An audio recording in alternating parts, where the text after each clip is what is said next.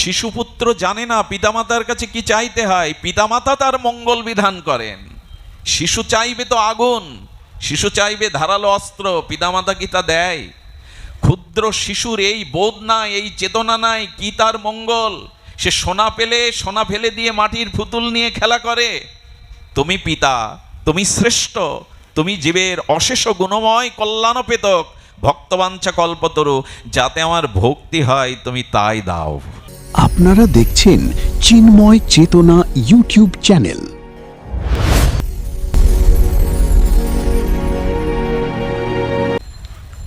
সর্ববেদান্ত সার ভাগবত, তার একটি নাম দিয়েছেন শ্রুতি সার। সমগ্র অপরিসীয় অখণ্ড জ্ঞানভাণ্ডার, বেদের সারাৎ সার, শ্রুতি সার শ্রীমদ্ ভাগবত। সুতমণি আরও বলেছেন, এই অমল পুরাণ শ্রীমদ্ ভাগবত হল আধ্যাত্ম দ্বীপ। অন্ধকারে দ্বীপ প্রজ্বলন করতে হয়, অন্ধকার বিদূরিত করে দ্বীপের আলোয় আলোকিত বস্তু ধর্ম আমাদের দৃষ্টিগোচর হয়। ভাগবত হল অধ্যাত্ম দ্বীপ। আমাদের জীবনে ঘোর অন্ধকার, সেই অন্ধকার অজ্ঞানতার, সেই অন্ধকার স্বরূপ বিস্মৃতির, সেই অন্ধকার আমাদের আত্ম উপলব্ধির পথে অন্তরায়। এই জন্য ভাগবত হলো অধ্যাত্ম দ্বীপ, অন্ধকারের প্রজ্বলিত দ্বীপ। সেই ভাগবত আমাদের একটি অভিনব সংবাদ দিয়েছেন। সেই অভিনব সংবাদটি হল, রাজন,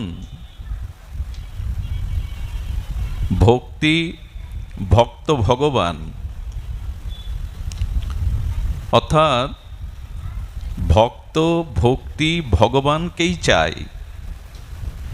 ভক্তি বা ভক্ত তাদের পরম লক্ষ্য, তাদের অত্যান্তিক অভিলাষ ভগবানকে। কিন্তু ভাগবত বিপরীত সংবাদ দিয়েছেন। ভক্ত ভক্তি ভগবান, কিন্তু ভাগবত বলেছেন যা আর কোনো শাস্ত্র বলে নাই, সেটি হলো ভগবান ভক্ত ভক্তিমান। শুধু ভক্তি ভক্ত ভগবানকে চায় না, ভগবান ভক্তকেই চান। এই অভিনব সংবাদটি শ্রীমৎ অমল পুরাণ সর্ববেদান্ত সার ভাগবতের। শুধু ভক্তকে তিনি চান না, তিনি ভক্তের আনুগত্য নিতে ভালোবাসেন। এটিও অভিনব সংবাদ শ্রীমদ্ ভাগবতের। তিনি ভক্তের আনুগত্য নিতে ভালোবাসেন। ভক্তের আনুগত্য কেন ভগবান নেবেন? যিনি সর্বৈশ্বর্যপূর্ণ, অখিল ব্রহ্মাণ্ড কুলনায়ক, যিনি সর্বশক্তিমান পরতত্ত্ব, তিনি কেন ভক্তের অধীন হতে যাবেন? এর একটি দৃষ্টান্ত এসেছে মিথিলাতে। সুত এবং লবণাংশ বলে একজন ব্রাহ্মণ এবং ক্ষত্রিয় শ্রীগোবিন্দের বিগ্রহ আরাধনা করতেন মিথিলাতে। তখন ভগবানের প্রকট লীলা চলছে দ্বারকায়, দ্বারকাধীশ ভগবানের প্রকট লীলা বর্তমান। আচ্ছা, বিগ্রহ রূপে ভগবান শ্রীকৃষ্ণকে আরাধনা করছে, অথচ প্রকট বিগ্রহ দ্বারকাতে ভগবানকে তারা কখনো দেখতে যায়নি। এই জন্য যে প্রকট সচ্চিদানন্দ ভগবানকে দর্শন করতে গেলে বিগ্রহের মহিমাকে, বিগ্রহের মাধুর্যকে কিছুটা ক্ষুণ্ণ করা হবে, কারণ বিগ্রহ ভগবান অভিন্ন। এই জন্য তারা প্রকট ভগবানকে দেখতে যাননি। আর এ জাতীয় ভক্তের আনুগত্য নেওয়ার জন্য স্বয়ং ভগবান তিনি ঋষিকে নিয়ে, সুখদেবকে নিয়ে এবং গুরু বৃহস্পতিকে নিয়ে মিথিলায় স্বয়ং কৃষ্ণ এসেছিলেন। অর্থাৎ ভক্ত তার ভজনের দ্বারা ভগবানকে শুধু ভক্তি করেন না, ভগবানও ভক্তি ভক্ত ভক্ত মান, অর্থাৎ ভক্তি এবং ভক্তকে ভগবানও আরাধনা করেন। এটি অভিনব ভাগবতের সংবাদ। এজন্য ভক্তি এবং ভক্ত এই দুটির আনুগত্য ভগবান নিয়েছেন, এটার প্রমাণ ভাগবত দিয়েছেন। তার প্রিয় অভিন্ন হৃদয়েষু, তার বৃহস্পতির শিষ্য, জ্ঞানী মধ্যে অগ্রগণ্য অনুভবী উদ্ধব মহারাজকে গোবিন্দ বলছেন, উদ্ধব, আমি আমার ভক্তকে অগ্রে আর আমি তার পিছু পিছু চলি। শান্তং মণি নির্বৈর সমদর্শিন, এ জাতীয় নিষ্কিঞ্চন কেবলা শুদ্ধ ভক্তের পেছনে পেছনে আমি চলি। এই দেখুন, ভক্তের আনুগত্য, ভক্তির আনুগত্য নিচ্ছেন ভগবান। বলেন পিছে কেন চলো? বলো আগে চললে একটি জিনিস পাবো না, যে বস্তুটি পাওয়ার লালসা, তীব্র উৎকণ্ঠা আমার মধ্যে। খুব ধ্যান দিয়ে শুনুন, ভগবানের তীব্র লালসা, ব্যাকুলতা ভক্তের একটি বস্তুর জন্য, তো সেটা আগে গেলে মানে ভক্তের অগ্রগামী হয়ে চললে পাওয়া যাবে না। বলে তোমার অভিলাষ, তোমার অভিলষিত শ্রেয় বস্তু কি যেটা ভক্তের পিছনে চলো? ভগবান নিষ্কপটে বলে দিলেন, ভক্তের চরণ ধুলি আমার প্রার্থনীয়। ভক্তের চরণধুলি ভগবান অভিলষিত বলে পিছনে চলবে, বলে সামনে চললে তো ধুলি উড়ে এসে গায়ে পড়বে না। আমি ভক্তের পিছু পিছু চলি, কারণ ভক্তের চরণধুলি যাতে আমার অঙ্গে এসে পড়ে, মিশে যায়। বলে এটাতে তোমার অভিলাষ কেন?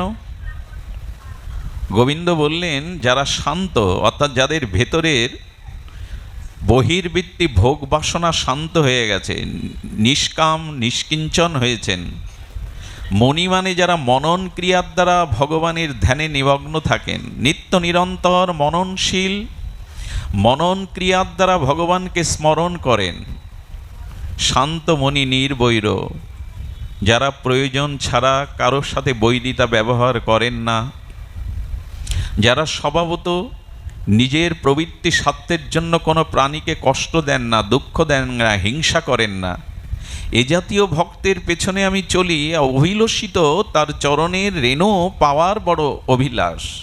বলে কেন এটি? বলে নিজেকে পবিত্র করব বলে। কথাটি কি শাস্ত্রোক্ত হলো? যথাযথ যুক্তিযুক্ত হলো? আচ্ছা, সচ্চিদানন্দঘন ভগবান, তার মধ্যে অপবিত্রতা কি থাকবে? এর ব্যাখ্যা সহজে খুঁজে পাওয়া যায় না। সূর্যের যে ঘর, অর্থাৎ সূর্য যে বলয়, সেই সূর্য বলয়ে তো দিন রাত নাই। সূর্যকে প্রশ্ন করুন তো, তোমাদের দিন আছে, রাত আছে? এই ভাস্কর তেজদীপ্ত সূর্যতে দিনও নাই, রাতও নাই। সূর্যের ঘরে দিন আসে না, রাতও আসে না, এক অখণ্ড জ্যোতি। ওখানে দিনও নাই, রাতও নাই। তো সচ্চিদ আনন্দ ঘন পূর্ণ ব্রহ্ম শাশ্বত সনাতন ভগবানের মধ্যে অপবিত্রতা কি, এটা খুঁজে পাওয়া মুশকিল। এর উত্তর দিয়েছেন শ্রীধর স্বামীপাদ। হ্যাঁ, ভগবানের মধ্যে অপবিত্রতা একটা আছে, সেটি নির্ণয় করছেন, আপনারা ধ্যান দিয়ে শুনুন। প্রথমত ভগবান বললেন, ওই চরণধুলি আমার অভিলষিত পরম প্রাপ্তি বস্তু। বলে কেন? ভগবান বলছেন এই জন্য যে আমার মধ্যে অনন্ত বিশ্বব্রহ্মাণ্ডের অনন্ত জীব নিচয় আছে। সেই সব জীবগুলি বড় বহির্মুখ, অন্তর্মুখী নয়, ভগবৎমুখী নয়, ভগবৎ বিমুখ। ভক্তের চরণধুলি আমার অঙ্গে এসে মিশলে ওই কৃষ্ণ বিমুখ অনন্ত ব্রহ্মাণ্ডের জীবগণ কৃষ্ণমুখী হবে, ভগবৎমুখী হবে। কথাটা বোঝা গেল না? আচ্ছা, যদি বলি আমি চলছি, আমি মানে আমার হাত পা চোখ কান নাক মুখ এগুলি আছে। বলি কি হাত চলছে, বলি কি চোখ চলছে, আমি চলছি। এই আমির মধ্যে, আমি সত্তার মধ্যে আমার হস্তপদ ইন্দ্রিয় সবগুলি আছে। শুধু কি তাই? আমার দেহের মধ্যে রক্তে অনেক জীবাণু আছে, আমার উদরে অনেক কৃমি কীট আছে, আমি এদের নিয়ে চলছি। আমি চলছি মানে আমার অভ্যন্তরের জীবাণু কৃমি কীট অসংখ্য, এদের নিয়েই তো চলা, হাত পা নিয়েই তো চলা। এবং গোবিন্দ বলছেন আমার অভ্যন্তরে অনন্ত ব্রহ্মাণ্ড, আর সেই ব্রহ্মাণ্ডের কৃষ্ণ বিমুখ কিছু জীব আছে, তাদের ভক্তিমুখী করার জন্য, তাদের মুক্তি আত্মকল্যাণের জন্য ভক্তের চরণধূলি বিশেষ প্রয়োজন, এই জন্য পেছনে চলি। আচ্ছা, গায়ে ধুলি লাগলে ভেতরে জীবের কি করে কল্যাণ হবে? আপনার গায়ে ধুলি লাগলো, তাতে আপনার ভেতরের কীট পতঙ্গ যা আছে জীবাণু, ওদের কল্যাণ কি করে হয়? আচার্যগণ বললেন, হাড়ের মধ্যে যন্ত্রণা করছে, ডাক্তার একটা মলম দিয়েছেন চামড়ার উপরে ওটা লাগাতে। আচ্ছা, হাড়ের যন্ত্রণা, চামড়া চিড়ে হাড় তুলে হাড়ে কি মালিশ দেন? কথা বলুন, দেন কি? শিরা বা হাড়ের যন্ত্রণার জন্য চর্ম চিড়ে হাড়টা বের করে ওতে মালিশ দেন কি? ওপরে দেন, তাতে কি হয়? চর্মের সেই ঔষধিটি ক্রিয়া করতে করতে হাড়ের যন্ত্রণা কমিয়ে দেয়। গোবিন্দ যেন বললেন, ওই চরণধূলি অঙ্গে আসবে, আর আমার শরীরের মধ্যে অনন্ত বিশ্বব্রহ্মাণ্ডের বহির্মুখ কৃষ্ণ জীবগণের ভক্তের চরণধূলিতে কৃষ্ণ উন্মিলন ভাব আসবে, প্রেম ভক্তি আসবে, এই জন্য আমি নেই। আচ্ছা, বুঝলাম, কিন্তু ভগবান, একবার দিও মা, তোমার মধ্যে অপবিত্রতা কি আছে? ভগবানে অপবিত্রতা বস্তু থাকতে পারে, তত্ত্ব থাকতে পারে? ভগবান বললেন আছে। শুনুন, আমরা জন্মের সাথে সাথে 5টি ঋণবদ্ধতা আমাদের মধ্যে থাকে। 5টা ঋণে আমরা ঋণী। সেটা ঋষি ঋণ, পিতৃঋণ, নিরীঋণ, ভূতঋণ, এমন করে 5টি ঋণ আমাদের মাথার উপরে আছে। যিনি ভূমিষ্ঠ হচ্ছেন তিনি কয়েকটি ঋণ নিয়ে আসেন। দেব ঋণ, এই যে সূর্যের কিরণ, এই যে নির্মল অক্সিজেন বাতাস, এগুলো পেয়েই তো বেঁচে আছি, এদের কাছে ঋণী না আমি? বেদ, বেদান্ত, উপনিষদ, শ্রুতি, স্মৃতি, শাস্ত্র, যা পৃথিবীর সভ্য আলোক বর্তিকা জেলে দিয়েছে মানব সভ্যতার, সেই ঋষিদের ভজন অনুভূতি লব্ধ এই দিব্য অপরূষীয় জ্ঞানভাণ্ডার, শাস্ত্রের কাছে আমরা ঋণী। এটা ঋষি ঋণ। প্রতিটি মানুষের কাছে ঋণী। যে রাস্তা দিয়ে চলি, এই রাস্তা আমার তৈরি নয়। যে বস্ত্র দিয়ে আমি লজ্জা নিবারণ করি, সেটাও কারো হাতের ছোঁয়ায় তৈরি হয়েছে। যে সুগন্ধি তৈলটা আমি মস্তকে মাখি, সেটাও অন্য কোনো বস্তু থেকে এসেছে। আমরা মানুষের কাছে ঋণী, পিতার কাছে ঋণী। এই জগতের যত প্রাণীকুল আছে, পশু পক্ষী প্রাণীকুল, তাদের কাছেও ঋণী। তারা পৃথিবীর প্রকৃতির ভারসাম্য রক্ষা করছে, এদের কাছেও ঋণী। এই ঋণী ব্যক্তি যদি ঋণ পরিশোধ না করে, তবে ঋণী ব্যক্তি হলো অপবিত্র। এই পৃথিবীতে তিনিই পবিত্র, যিনি কোনো ঋণ, যার মস্তকে ঋণ নাই, ঋণের বোঝা যিনি পরিশোধ করেছেন। ঋণী ব্যক্তি সর্বদা হৃদয়ে দুর্বলতা, অপবিত্রতা থাকবেই। এই জন্য যিনি ঋণ মুক্ত, ইনি পবিত্র। যিনি ঋণী, ঋণে অবদ্ধতা যার মধ্যে আছে, তিনি পবিত্র নয়। গোবিন্দের এই অর্থে ভগবান ঋণী। ভগবান ঋণ এই জন্য যে যথামাং প্রবদ্যন্তে ততৈব ভজম্যহম। ভগবানকে ভজন করলেন, ভজনের বিনিময়ে ভগবান আপনাকে কোনো ফল দিয়ে দিল, প্রাপ্তি দিয়ে দিল, মিটে গেল ঋণ। কিন্তু কিছু ভক্ত জগতে আছে যারা ভজন করেও ভগবানের কাছে কিছু প্রাপ্তির আশা রাখেন না, অন্য অভিলাষ রাখেন না। ভগবান তাদের দিতে চাইলেও তারা ভগবানের কাছে কিছু গ্রহণ করেন না। এখন ভগবানের ভজন করছে সর্বস্ব ত্যাগ করে। তাদের ত্যাগ, বৈরাগ্য, তিতিক্ষা, আত্মসুখ, দেহ সুখ সর্বস্ব জলাঞ্জলি দিয়ে যারা কৃষ্ণ সুকৈক তাৎপর্যে ভগবানের ভালোবাসছেন, সেবা করছেন, অনুরাগে আত্মনিবেদন করছেন, বিনিময় ভগবানের কাছে তারা ইহকাল পরকালের কোনো প্রাপ্তি চায় না। এই না দিতে পারাই ভক্তকে ভগবানের ঋণ, আর এই ঋণেই ভগবান নিজেকে অপবিত্র জ্ঞান করেন। আমি দিতে পারছি না ভগবানকে, এখন শুধু আমার সেবা করে যাচ্ছে, আমার সুখবিধান করে যাচ্ছে, আমি তাকে কিছু দিতে পারছি না। এই না দেওয়াটাকেই ঋণ ভাবছেন ভগবান, আর এই ঋণের কারণে বলছেন আমার ভেতরে কিছুটা অপবিত্রতা এসে গেছে। সব ভক্তই তো সমান নন, নিষ্কাম ভক্ত আছে যারা ভজন করেন কৃষ্ণ সুখের জন্য, পর্যবসন সকল কিছুই, দেহ ইন্দ্রিয় মন, বিনিময় কিছু চান না। ভগবান বলেন শ্বাসটি নাও, অর্থাৎ আমার যত ঐশ্বর্য তুমি নাও। ভগবান বলে সারূপ্য নাও, আমার মতো চতুর্ভুজ রূপ নাও। ভক্ত বলছেন চাই না, শ্বাসটি চাই না। ভগবান বললেন আমার বৈকুণ্ঠ নাও, শালক্য নাও। ভক্ত বলছে চাই না। সারূপ্য নাও, আমার মতো রূপ নাও, চাই না। সাযুজ্য নাও, আমার চরণে মিশে যাও চিরদিনের মতো, কিছুই চায় না। তো কি চাই তোমার? ভক্ত বলে বসলেন দিয় মানাং না গৃহ্ণন্তি বিনা মত সেবনং বিনা। আমি তোমার চরণে সেবা ছাড়া জগতের ইহ জগতের পরকালে কিছু চাই না। ভগবান কি করবেন? এই কৃতজ্ঞ ভক্তবৎসল ভগবান বললেন চাই না, তো আমি ঋণী হয়ে যাচ্ছি। আর এই ঋণটাই ভক্তের দিকে তাকালে মনে হয় যে সর্বস্ব দিয়ে ভালোবাসলো, তাকে কিছু দিতে পারলাম না। এই ঋণ ভগবান নিজেকে অপবিত্র বোধ করছেন। মহাজনের সামনে ঋণগ্রস্ত ব্যক্তি চোখে চোখ দিয়ে কথা বলতে পারে না, কারণ নিজেকে সে অপবিত্র মনে করে, ঋণী আমি।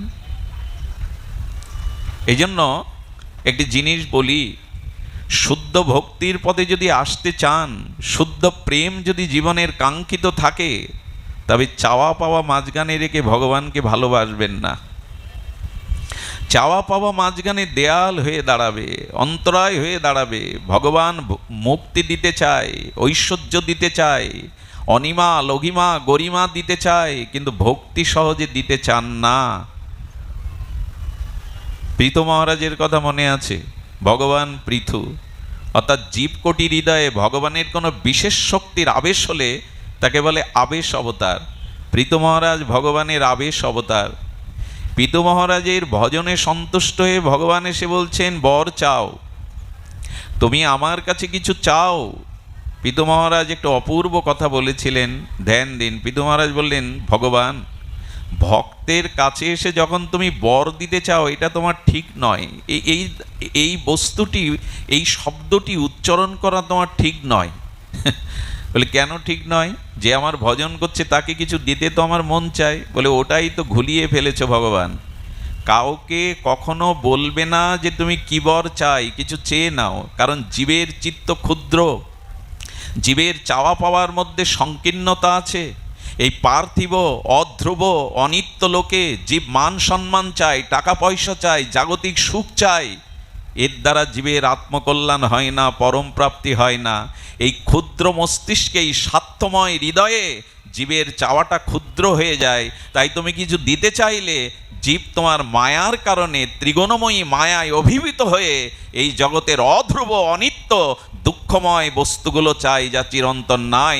কোনো জীবকে তুমি বলো না কি বর চাই। দেখুন ভক্তের অনুভূতি দেখুন। আমাদের কাছে ভগবান বললে কি বলতাম? তো বললেন কেন? বলে ভগবান পৃথিবীর যত মাথা আছে, ব্রহ্মা বিষ্ণু মহেশ্বর, তোমার মাথার উপরে বড় মাথা নাই। অর্থাৎ চিন্তা শক্তি, মঙ্গল শক্তি তোমার মস্তকে যা আছে, ইন্দ্রেরও নাই, দেবতারও নাই, ব্রহ্মারও নাই। তাই আচ্ছা, আমি ভজন করলে তাকে কিছু দিতে পারবো না পৃথু? বলে হ্যাঁ, দিতে তো পারবে, দিতে তো এসেছো, তবে বলো না কি চাই। জীব কিন্তু ভুল করে চেয়ে বসবে, যাতে তার আত্মকল্যাণ নাই। ভগবান তখন বলছে তাহলে কি বলতে হবে বলো? বলেন কিছুই বলার নেই, তবে তোমাকে এই নিবেদন, আমার যাতে মঙ্গল হয় তুমি তাই আমায় দাও, আমি যাতে তোমায় ভালোবাসতে পারি তুমি তাই আমায় দাও। শিশুপুত্র জানে না পিতামাতার কাছে কি চাইতে হয়, পিতামাতা তার মঙ্গল বিধান করেন। শিশু চাইবে তো আগুন, শিশু চাইবে ধারালো অস্ত্র, পিতামাতা কি তা দেয়? ক্ষুদ্র শিশুর এই বোধ নাই, এই চেতনা নাই কি তার মঙ্গল। সে সোনা পেলে সোনা ফেলে দিয়ে মাটির পুতুল নিয়ে খেলা করে। তুমি পিতা, তুমি শ্রেষ্ঠ, তুমি জীবের অশেষ গুণময় কল্যাণপেতক, ভক্তবাঞ্ছা কল্পতরু, যাতে আমার ভক্তি হয় তুমি তাই দাও, তুমি দাও, চাইতে বলো না কারো কাছে। খুব অনুভূতির কথা। আমরা ভুল করে চাই। ওরা চাহিতে জানে না দয়াময়, ওরা চাহে ধনজন আয়ু আরোগ্য বিজয়। ওরা চাহি, এই জন্য আমাদের চাওয়াটা ঠিক হয় না। আমার যাতে মঙ্গল, তুমি সেই ভক্তি দাও। পৃথু মহারাজকে ভগবান অভয় মুদ্রা দিয়ে বলেছিলেন ভক্তিরস্তু, তুমি ভক্তি লাভ করো। এই দেখলেন যে এর ভিতরে অন্য কিছু চাওয়া নাই। কৃষ্ণ সুকৈক তাৎপর্য ভগবানের সেবা ছাড়া সে কিছু চাই না। এই জন্য দয়া করে নিবেদন করব, ভগবানের কাছে ক্ষুদ্র কিছু চাইবেন না, ভারটা তার উপরে দিয়ে দিন। গোবিন্দ বললেন, ভক্ত কিছু না নেওয়াতেই আমি ঋণবদ্ধিতা হয়ে অপবিত্র মনে করি, তাই মনে করি ভক্তের চরণধুলি অঙ্গে পড়লে কিছুটা ঋণ মুক্ত হব, তাই তো আমি চরণধুলি মাখি। ভগবান ভক্তের আনুগত্য নিচ্ছেন, তবে কোন ভক্ত? এখানে একটু ধ্যান দিতে হবে। উনি কিন্তু বলেছেন শান্ত, মণি, নির্বৈর, সমদর্শিনা। এদের মতো ভক্তের, আমার মতো মাদিস্য জীবের নয় চরণধুলি ভগবান মাপতে যাবেন কেন? যারা শান্ত, যারা মণি, যারা নির্বৈর, যারা সমদর্শী, এদের মতো ভক্তের চরণধুলি ভগবান মাকেন। সুধীবৃন্দ, আমরা খুঁজ দিয়ে এসে যেন ভগবানকেই অন্বেষণ করি, অন্য কিছু না। একটা লীলা মনে পড়ল, বড় মার্মিক লীলা। আপনাদের মনে পড়ে চন্দ্রাবলীর কুঞ্জে গোবিন্দ এক নিশি যাপন করেছিলেন।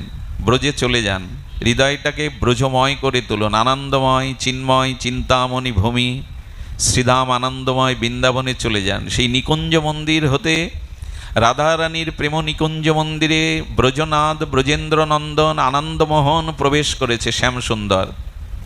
আর চন্দ্রাবলীর সখী পদ্মা একটু রাধারানীকে, সখীদেরকে কিছুটা বিব্রত করবে বলে এসে বলছেন, বিশাখে বিশাখে তোমাদের কুঞ্জ মন্দিরে শ্যাম এসেছে কি? বিশাখে বলছে, কেন শ্যামের খোঁজ করছো? বলো, কাল সারা নিশীতে চন্দ্রাবলীর কুঞ্জে তোমাদের শ্যাম ছিল, আর রাতে নিশীতে নিকুঞ্জ মন্দিরে চন্দ্রাবলীর চরণে তোমাদের প্রাণনাথ, তোমাদের মনোহর গোবিন্দ সোনার নূপুর নিজে হাতে চন্দ্রাবলীর চরণে পরিয়ে দিয়েছিল। সকালে সখী চন্দ্রাবলী দেখছে একটা সোনার নূপুর আছে, আর একটা পাওয়া যাচ্ছে না। তাই জানতে এসেছিলাম কৃষ্ণ কি নূপুরটা নিয়ে এসছে, সোনার নূপুর, তাই নূপুর খুঁজতে এসেছি, কৃষ্ণ কি আছে? বিশাখা তখন ভেতরে ললিতাকে বলছে, ললিতা, পদ্মে আসছে, নূপুর খুঁজতে আসছে, সোনার নূপুর, কৃষ্ণ কি আছে?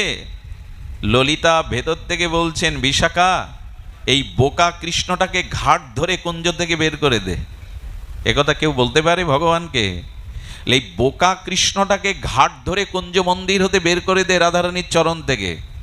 পদ্মা বলছে, কেন? বলে, কৃষ্ণ বোকা। ওরে, যারা কৃষ্ণ হারিয়ে, যারা সোনা হারিয়ে সোনা খুঁজতে আসে, কৃষ্ণকে খুঁজতে আসে না, এই বোকাদের সঙ্গ করা বোকা কৃষ্ণকে বের করে দে। এরা কোন স্তরের? বলে, যারা কৃষ্ণ হারিয়ে কৃষ্ণ খোঁজে না, সোনা হারিয়ে সোনা খোঁজে, এই বোকাদের সঙ্গ যারা করে, সে বোকা ছাড়া কি? ও রাধারানীর চরণের যোগ্য না, বের করে দে। আমরা সোনা খোঁজার লোক, কৃষ্ণ খুঁজি না। বিশাখা ললিতা বলছে, এরা বোকা, এরা হীরা ফেলে দিয়ে কাঁচ তুলতে আসে। হীরা এবং কাচের টুকরো একরকম দেখা যায়, কিন্তু এরা হীরা ফেলে কাজ তুলতে আসে। হীরা ফেলে কাজ নেওয়াটা বুদ্ধিমানের কাজ নয়। এমনি করে নিকুঞ্জ মন্দিরে আর ভগবানের এই সখীবৃন্দ মঞ্জুরিগণ, তারা এমনি করেই ভালোবাসেন, সোনা খুঁজতে আসেনি। তার কাছে ইহকাল পরকালেই কিছু চাই না। সেই শারদ পূর্ণিমা রাতে মলয় পবনে, সেই সুগন্ধি বাতাবরণে, যেখানে দিব্য চন্দ্রের কিরণমালায় বৃন্দাবনের প্রতিটি রেণুগুলো কর্পূরের মতো সাদা ধবধবে হয়ে গেছে, সমগ্র বৃক্ষমণ্ডলের মধ্যে শোভিত চন্দ্র কিরণে সুবাসিত, ষড়ঋতুর ফুলের কুসুমগন্ধে বায়ু বাতাবরণে বয়ে চলেছে, সেই রাত্র দ্বীপ্রহরে শারদ পূর্ণিমায় শ্রীগোবিন্দের অনঙ্গমোহনের বংশী বেজে উঠল। সেই বংশীর সুরধ্বনিতে গোপীদেরকে ঘর থেকে, তাদের গৃহ, তাদের সংসার, তাদের দেহধর্ম, তাদের কুলধর্ম, পতিব্রতা ধর্ম সব কিছুকে ছাড়িয়ে বংশী তাদের পুলিন, এই যমুনা পুলিনে বংশী বটে নিয়ে আসলো। আমি তো খুব দ্রুত বলে যাচ্ছি, মহাজনের অনুভূতি এনেছেন। আচ্ছা, কৃষ্ণের বংশীধ্বনির মধুর সুরধ্বনিতে ওদের কুল, ওদের শীল, ওদের পতিব্রতা, ওদের বেদধর্ম, সংসার ধর্ম সব ছাড়িয়ে আনলো কেন? রাজা মাঝে মাঝে দুধ পাঠায়, অপরাধীর ঘরে যা কিছু আছে তা সব কিছু নিয়ে এসো, অপরাধীকে বেঁধে নিয়ে এসো। আসলে গোবিন্দের বংশী যেন গোবিন্দের চর অনুচর, ওই বংশীধ্বনি অনুচর হয়ে জীবের ভাগ্যাকাশে কর্ণমূল দিয়ে যদি হৃদয়ে কারো প্রবেশ করে, ওই জীবের সর্বস্ব কেড়ে নিয়ে গোবিন্দের চরণে নিয়ে আসে তখনও বাসি। রাজার চরগণ যেমন সব কিছু ছিনিয়ে নিয়ে আসে, গোবিন্দের মুরলীধ্বনির আবেদন নিবেদন ক্ষমতা এতখানি, ও যার কর্ণ দিয়ে হৃদয়ে যাবে সব কিছু ছেড়ে তাকে কৃষ্ণের চরণে আকর্ষণ করে আনবে। গোপীরা এলো। আচ্ছা, গোপীরা কি ত্যাগ করলো বলুন তো? কেউ স্বামীর বুকে বিলাসিনী হয়েছিল, স্বামীকে ধাক্কা দিয়ে ফেলে চলে এলো। কেউ সন্তানকে দুগ্ধ পান করাচ্ছিল, এই সন্তানকে বিছানায় ফেলে চলে এলো। কেউ বা গোদহন করছিল নিশিকালে, সেই গোদহন অবস্থায় চলে এলো। সমস্ত কর্ম ছেড়ে বংশী অজানা আকর্ষণে তাদের টেনে নিয়ে গেল। গোবিন্দ, তুমি পরম ধর্ম শেখাতে এসে এই ধর্মের অবমাননা করছো। স্বামীকে ত্যাগ করে স্ত্রী চলে আসবে তোমার বংশীধ্বনিতে, ক্ষুধার্ত সন্তানকে ফেলে রেখে চলে আসবে তোমার বংশীধ্বনিতে, এও ধর্ম বলে মানতে হবে? এটাও আমাদের মানতে হবে? তোমার বংশীধ্বনির মহতায় কুলধর্ম, সতীত্ব ধর্ম, বেদ ধর্ম সব ত্যাগ করবে তারা, এর পরেও বলবে এটা তোমার ধর্ম, এটা পরম ধর্ম, এটা ব্রজপ্রীতি। এর উত্তর কি? এগুলো খুব মার্মিক বিষয়। আপনার তাপদহে কষ্ট পাচ্ছেন, তবে একটা কথা বলি, আকাশ থেকে মুষলধারে 24 ঘন্টা বৃষ্টি যদি নামে, তাহলে বাইরের তাপপ্রবাহ শীতল হতে পারে, কিন্তু হৃদয়ের জ্বালা নিববে না। আমাদের যে সংসার জ্বালা, ত্রিতাপ জ্বালা, এটি এই ঠান্ডা ঘরে ঢুকলে দেহ শীতল হতে পারে, মনের শীতলতা আসবে না। এই জন্য তব কথামৃতম তপ্ত জীবনম, একটু গরম একটু তাপ আপনাদের লাগুক, তবে হরিকথায় হৃদয়ের তাপ বিদূরত হয়, শীতল হয় হৃদয় তব কথামৃতে। এই জন্য একটু একটু ধ্যান দিয়ে আমরা ভেতরে প্রবেশ করি। সর্ববেদান্ত সার ভাগবত বলছেন, গোপীরা রাস রজনীতে মুরলীর ধ্বনিতে সব কিছু পেছনে ফেলে যখন আকর্ষণে গোবিন্দের চরণে এসে পৌঁছালো, গোবিন্দ তাদের একটা বিশেষণ দিয়েছেন, মহাভাগা। হে মহাভাগা, অভিনন্দিত করে গোবিন্দ বলছেন, হে মহাভাগ্যবতীগণ। সব ছেড়ে গোবিন্দের চরণে গেলে ভাগ্যবতী হয়? স্বামী পুত্র সংসার কুল ধর্ম নারী ধর্ম সব ত্যাগ করলাম, গোবিন্দ বিশেষণ দিচ্ছেন, হে মহাভাগা, তোমরা পরম ভাগ্যবতীগণ। এতে ভাগ্যের কি আছে? কি আছে শুনুন। গোবিন্দ বলছেন, ভাগ্যবতীগণ, তোমরা স্বামীকে ছেড়ে এই গহীন রজনীতে পরপুরুষের কাছে কেন এলে? গোবিন্দ নিজেকে পরপুরুষ বলছেন। আসলে এখানে পর মানে শ্রেষ্ঠ, এখানে পর মানে দূর নয়, সম্পর্কের অনেক দূরে নাই। পর শব্দটার অর্থ শ্রেষ্ঠ, পরাজয়। ভগবানের কাছে পরাজয়টা শ্রেষ্ঠ যায়, পরা মানে শ্রেষ্ঠ। তো বললেন, কেন এসেছো আমার কাছে এই গহীন রজনীতে তোমাদের সব ধর্মাদি ত্যাগ করে? জানো না, পতি সেবার থেকে নারীর জীবনে অন্য কোনো ধর্ম নাই। পতি অভাবী হোক, কুশ্রী হোক, যাকে অগ্নি বেদ সাক্ষী করে বরমালা দিয়েছো সেই তোমার দেবতা। কেন কুলধর্ম ত্যাগ করছো? কেন বেদ ধর্ম ত্যাগ করছো? বেদ বলেছে পতিপরায়ণা পতিব্রতা হতে, বেদ বলেছে সংসার সেবা সংসার গড়তে। তোমরা কুলনারী কেন এসেছো? অনেকক্ষণ ধৈর্য ধরে রাধারানী এবং গোপী বধূ সুন্দর, দেখুন এই গোপী কথা বলতে গিয়ে মাঝখানে একটা কথা আপনাদের চরণে নিবেদন করি। আমি অনুরোধ করছি, গোপী কথা রাধারানীর মঞ্জরি ভাব সাধনার কথা যখন বলবো, কেউ যেন জগতের কোনো এই প্রাকৃত রক্ত মাংসের পিণ্ড নারীর কথা ভেবে বসবেন না, তাহলে আমিও অভিশাপে ডুববো, আপনারাও শেষ হবেন। গোপী শব্দ যখনই আমরা বলবো বৃন্দাবনের গোপীগণ, তখন আমাদের দেশের মেয়েদের মায়েদের রক্ত মাংসের দেহ ভাবলে কিন্তু অভিশাপ নেমে আসবে। তাহলে ওরা কি কি দিয়ে গড়া? আচ্ছা, অসুর নাশিনী দেবী দুর্গা, তাকে আমরা কি জ্ঞান করি? কি জ্ঞান করি? জগৎ জননী তো।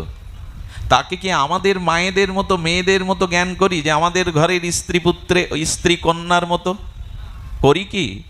সকলেই তাকে আদ্যাশক্তি দেবী ভাগবতী বলি, এবং ওই দৃষ্টিতে দেখি, রক্ত মাংসের দৃষ্টিতে দেখি কি দুর্গাকে? দেখি না। রক্ত মাংসের দৃষ্টি কেন দেখি না?